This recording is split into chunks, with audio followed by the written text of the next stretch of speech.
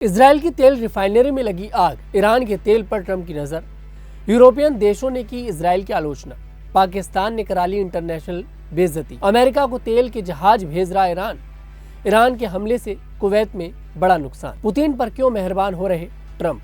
नमस्कार, the news 15 देख रहे हैं आप। मैं हूं आपके साथ तनुज दीक्षित। आप सभी का बहुत बहुत स्वागत है हमारे खास प्रोग्राम दुनिया के हालचाल में। दुनिया के हालचाल में आज इन बड़ी खबरों पर विस्तार से चर्चा करते हैं और शुरुआत करते हैं इजरायल से। इजरायली मीडिया की रिपोर्ट के अनुसार एक मिसाइल हमले के बाद उत्तरी शहर हाइफा में बाजान तेल रिफाइनरी में आग लग गई है। हमले के बाद रिफाइनरी के इलाके में धुआं उठता दिख रहा है। आग की लपटें काफ़ी ऊंची जा रही हैं। अभी तक यह पता नहीं चल पाया है कि इस हमले में कितने लोग घायल हुए हैं या कितना नुकसान हुआ है। रिफाइनरी में काम करने वाले कर्मचारी और आसपास के लोग सुरक्षित जगहों पर पहुंच गए हैं। फायर ब्रिगेड की टीम आग बुझाने की कोशिश कर रही है। स्थानीय प्रशासन ने इलाके में अलर्ट जारी कर दिया है। यह घटना हाल के तनाव के बीच हुई है। वहीं अमेरिकी राष्ट्रपति डोनाल्ड ट्रंप ने एक साक्षात्कार में ब्रिटिश अखबार से कहा कि वे ईरान के तेल पर कब्जा करना चाहते हैं। दूसरी तरफ ईरान के अधिकारी वाशिंगटन पर आरोप लगा रहे हैं कि अमेरिका उनके देश पर जमीनी हमला करने की योजना बना रहा है। ईरान ने कहा कि वे बातचीत के जरिए किसी भी मुद्दे को सुलझाने के लिए तैयार हैं। ट्रंप के इस बयान से दोनों देशों के बीच तनाव और बढ़ गया है। ईरान की सरकार ने अमेरिका से कहा कि वे ऐसे बयान ना दें जो स्थिति को खराब करें। दोनों तरफ से आरोप प्रत्यारोप जारी है। वहीं यूरोपियन देशों ने इजरायल की एक नई योजना पर गहरी चिंता जताई है। इस योजना में एक कानून लाने का प्रस्ताव है जिसमें मौत की सजा को बढ़ाने की बात कही गई है। रविवार को जर्मनी, फ्रांस, इटली और ब्रिटेन के विदेश मंत्रियों ने एक बयान जारी कर कहा कि यह कानून कुछ लोगों के साथ अलग व्यवहार कर सकता है। उन्होंने कहा कि इससे इजरायल की लोकतांत्रिक परंपराएं कमजोर हो सकती हैं। यह विधेयक अगले सप्ताह संसद में दोबारा पेश किया जाएगा। अगर यह पास हो गया तो इसे अदालत में चुनौती दी जा सकती है। यह प्रस्ताव ऐसे समय में आया है जब गाजा और वेस्ट बैंक में हिंसा बढ़ रही है। वहीं भारत के पड़ोसी देश पाकिस्तान में अक्सर ऐसी घटनाएं होती रहती हैं जो वहां के लोगों के लिए शर्मिंदगी का सबब बन सकती हैं। ताजा मामला पाकिस्तान के उप प्रधानमंत्री और विदेश मंत्री इशाक डार से जुड़ा है। रविवार को इस्लामाबाद में मिस्र के विदेश मंत्री बदर अब्देल्ती का स्वागत करते समय इशाक डार लाल कालीन पर चलते हुए अपना संतुलन खो बैठे और जमीन पर गिर पड़े।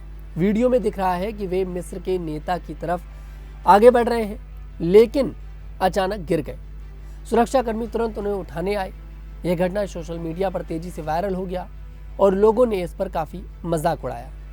इस समय पाकिस्तान में मिस्र, तुर्की और सऊदी अरब के साथ बैठक चल रही है जिसका मकसद ईरान में चल रहे तनाव को कम करना है। लेकिन इस बैठक में मुख्य दो देश अमेरिका और इजराइल शामिल नहीं है। वहीं अमेरिका और इजराइल के हमलों के बीच ईरान ने होर्मुज जल डमरू मध्य बंद कर दिया है। ईरान अब सिर्फ अपने दोस्त देशों के जहाज़ों को निकलने दे रहा है। इस बीच अमेरिकी राष्ट्रपति डोनाल्ड ट्रंप ने एक बड़ा बयान दिया है। ट्रंप ने कहा है कि ईरान ने अमेरिका को तेल से भरे 20 बड़े जहाज होर्मुज से गुजरने की अनुमति दे दी है। ट्रंप ने कहा, मुझे लगता है कि यह सम्मान का संकेत है। ईरान ने पहले 10 जहाज भेजने की बात कही थी, लेकिन अब इसे बढ़ाकर 20 कर दिया है। यह जहाज कल सुबह से निकलना शुरू होंगे और अगले कुछ दिनों तक चलेंगे। ट्रंप ने अपने विमान में पत्रकारों से बात करते हुए कहा कि ईरान अब बातचीत के लिए तैयार दिख रहा है। अमेरिका ईरान से सीधे और दूतों के जरिए दोनों तरह से चर्चा कर रहा है। साथ ही जरूरत पड़ने पर सैन्य कार्रवाई भी जारी है। वहीं मिडिल ईस्ट में चल रही लड़ाई आज 31वां दिन है। दोनों तरफ से हमले बहुत तेज हो गए हैं।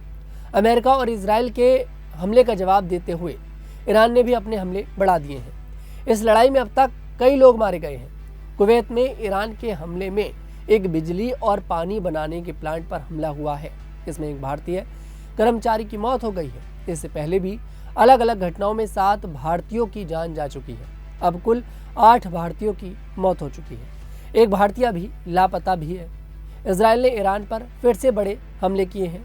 उसने 120 से ज़्यादा बम गिराए। इन हमलों से ईरान में कई जगहों पर धमाके हुए और आग लग गई। लड़ाई दिन प्रतिदिन और भयानक होती जा रही है। वहीं अमेरिका, इजराइल और ईरान के बीच चल रही जंग की वजह से पूरी दुनिया में तेल का संकट बढ़ गया है। इस संकट के बीच अमेरिका ने एक रूसी तेल टैंकर को क्यूबा जाने की इजाज़त दे दी है। इस टैंकर में करीब 7,30,000 बैरल कच्चा तेल भरा हुआ है। न्यूयॉर्क टाइम्स की रिपोर्ट के मुताबिक रविवार शाम तक टैंकर क्यूबा के पास पहुंच गया था। अमेरिका के इस फैसले से क्यूबा में चल रहे ईंधन के भारी संकट में कुछ राहत मिल सकती है। क्यूबा अभी ईंधन की कमी से बहुत परेशान है। पहले अमेरिका ने क्यूबा को तेल देने वाले देशों को रोका था, लेकिन इस बार रूसी टैंकर को नहीं रोका गया। अमेरिकी अधिकारी ने बताया कि रोकने का कोई आदेश नहीं था, इसलिए टैंकर को जाने दिया गया। इससे क्यूबा को थोड़ी आर्थिक मदद मिलने की उम्मीद है।